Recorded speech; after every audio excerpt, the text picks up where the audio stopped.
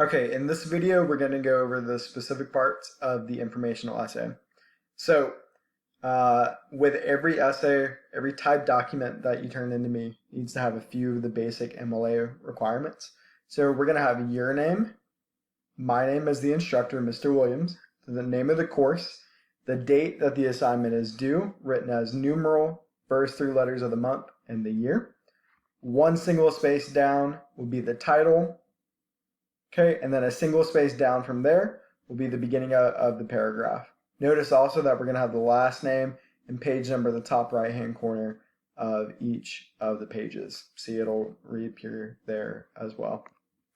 Notice it's also double spaced, and you do that by Control A and then going to 2. So notice it gets pretty small with single space, then we go to double. All right, so first of all, we're going to talk about the intro paragraph.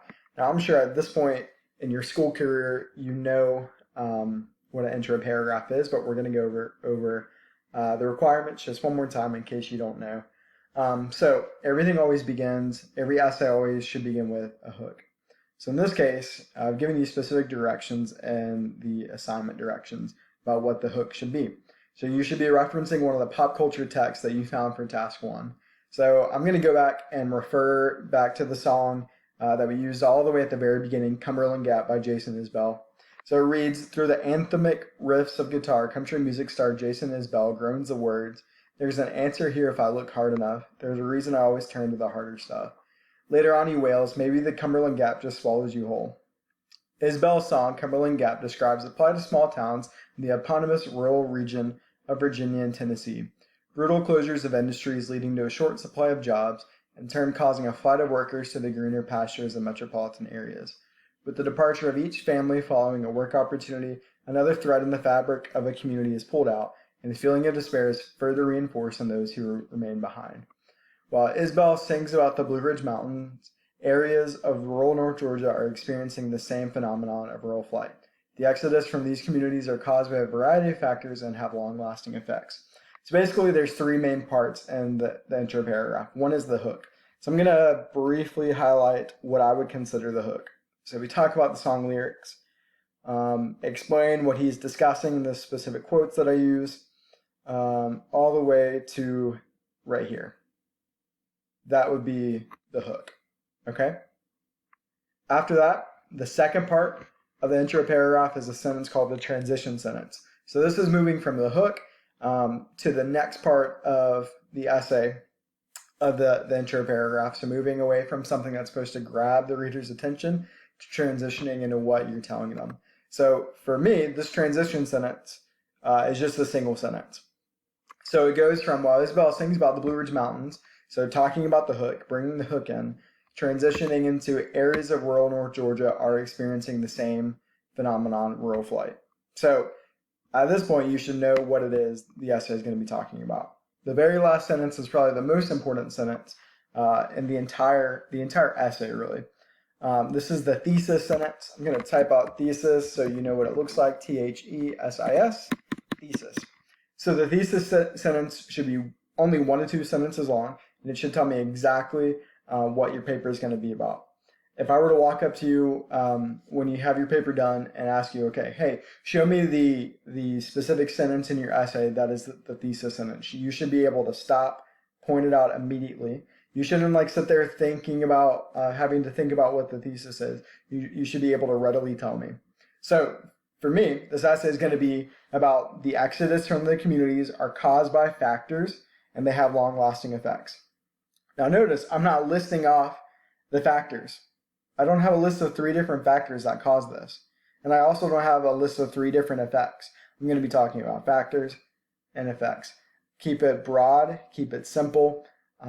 This is called an umbrella thesis, which means that everything that you're talking about fits under the umbrella of the thesis. And if you have questions about that, we'll talk about it more on Tuesday when I return. So that's the intro paragraph.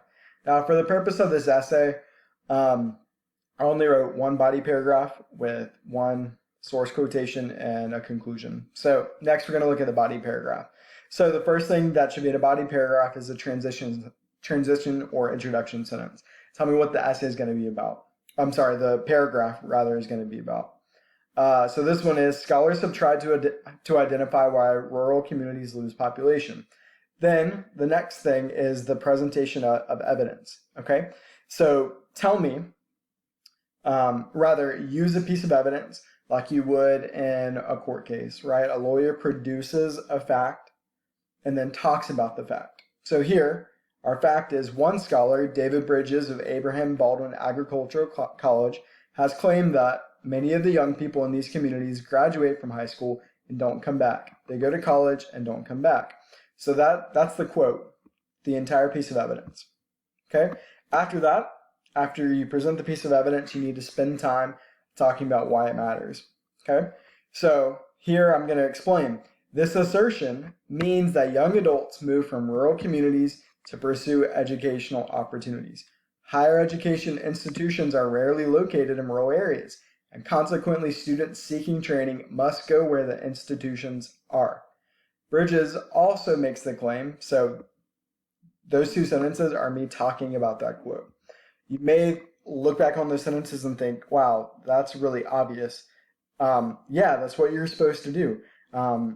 The statements that you make analyzing, talking about why the quote matters, you should always pretend that the reader of your essay is stupid. Honestly, like they're not intelligent, they can't make the connections. He says people leave the communities and they don't come back. They go to college, they don't come back. Well, why don't they stay in the communities for college? Because higher education institutions are rarely located in rural areas, and they have to go where the institutions are. Duh, but that's the kind of level of analysis and explanation of things I need to see when you're talking about the evidence. Okay, so then Bridges also makes the claim that graduates of these institutions do not come back home. So another statement of fact referring back to the quote. This failure to return likely occurs because employment opportunities are few and far between that give a return on the investment that attending a university requires. So that's me making not really an educated guess, but analyzing why Bridges says that graduates don't come back. They're economically motivated to leave their community. So again, that's analyzing that quote. All right, so I don't have a second body paragraph, but if there were a second body paragraph, again, it would begin with an introduction sentence. It would have a piece of evidence, and then the rest of the paragraph would be an explanation of the piece of evidence, the quote. All right, so this last paragraph is going to function as like the conclusion. So 3 things need to happen in the conclusion. 1, you need to talk about the hook again. You need to revisit the hook. 2, you need to restate your thesis. Do not copy and paste your thesis. Put it in other words. And then 3rd, you need to end the sentence off with a bang. I know many of y'all have probably written essays. I've written essays where I just get to the conclusion paragraph and you can see the end in sight and you're bored to tears already writing it. And so you just write the most pathetic, lame conclusion ever, and it's like you're falling asleep while you're reading it.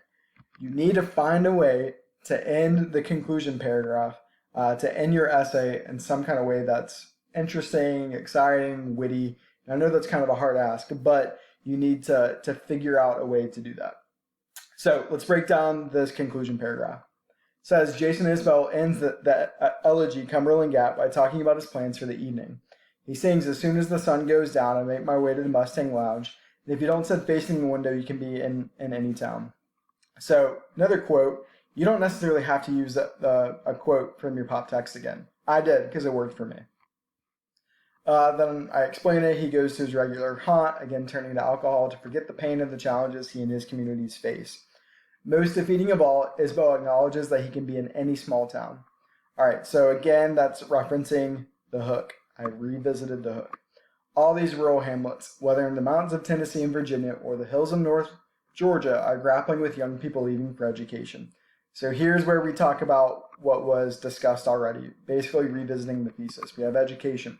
They are struggling to deal with the depletion of jobs and the shuttering of institutions and services. So y'all read the paragraph about education. Pretend that there was another paragraph about the depletion of jobs and the shuttering of institutions and services. All right, so this little section right here is me revisiting the thesis, reminding you what you read as like the final thing. Then This is my way to kind of end the paper with a bang. Unless the people who make of these communities depart for more thriving, more dense areas, then, as Isabel sings, they may just be swallowed whole. Now, I know that might not be like some shocking, wonderful ending to you, but it's creative because it refers back to, where is it? To the quote from the pop culture text. So that would be something creative you could do to end it by referencing the pop culture text one more time. All right, so that's really, really fast. Few things I want to emphasize. Have an interesting hook. Have a thesis that you can point to and argue about. And your body paragraphs, have a transition sentence that immediately go to the evidence, to the quote. You should be talking for the majority of your paragraph about the quote. Okay, I want to see more of your words than the words of the people you're quoting from. And then the conclusion paragraph, revisit the hook, restate the thesis, and then try to end the paper with a bang. All right, that's it for the informational essay. I know that was really fast. It's like 11 minutes, which is a ridiculous amount of time to try and teach this. But rewatch the video. I'm going to post this actual document with the sample so you can go back and look at it. And like I said, I should be back on Tuesday so we can talk about these things and y'all can get clarification on anything that's confusing. But in the meantime, if you have any questions, feel free to send me an email. I'll try to get back to you as soon as possible with that. All right, until then, happy writing and good luck.